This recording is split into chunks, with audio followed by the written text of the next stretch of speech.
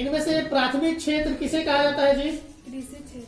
कौन देश में मिश्रित अर्थव्यवस्था है? भारत। भारत में योजना आयोग का गठन कब किया गया? 15 मार्च 1950 को। जिस देश का राष्ट्रीय आय अधिक होता है वह क्या कहलाता है? बिहार। विकसित।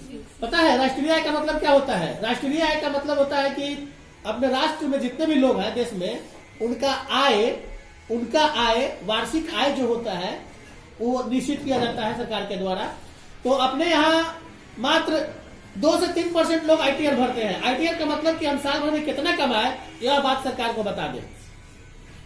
तो यहाँ लोग बताना नहीं चाहता है, छुपाना चाहता है, क्योंकि यहाँ लोग टैक्स की चोरी करता है। और देशों में जाओगे तो 50%, 60%, 70% लोग आईटीआर भरते हैं, मतलब टैक्स भरते हैं। इसीलिए वो देश विकास की श्रेणी में गिना जाता है। अपना देश विकास की श्रेणी में नहीं गिना जाता है, क्योंकि द्वितीय क्षेत्र से ज्यादा टैक्स आता है सरकार को।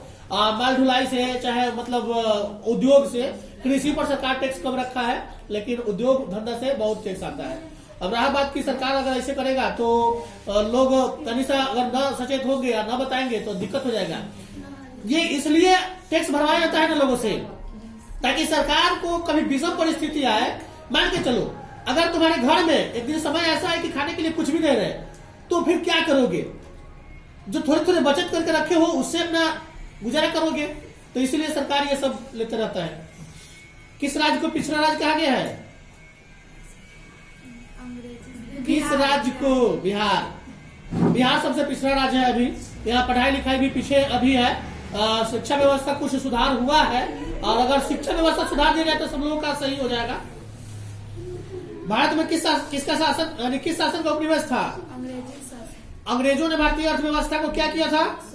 किस क्षेत्र को द्वितीय क्षेत्र कहा जाता है? औद्योगिक क्षेत्र। अर्थव्यवस्था क्या है? आजीविका अर्जन। मतलब अर्थव्यवस्था आजीविका अर्जन की एक प्रणाली है। विकास, आर्थिक विकास क्या है? परिवर्तन की प्रक्रिया। कहने का मतलब ना कि तुम जितना कुछ अभी पाकर जी रहे हो, यही बदलाव तुमको हाई लेवल पर ला दे, वही आर्थिक विकास कहलाएगा। जाओ।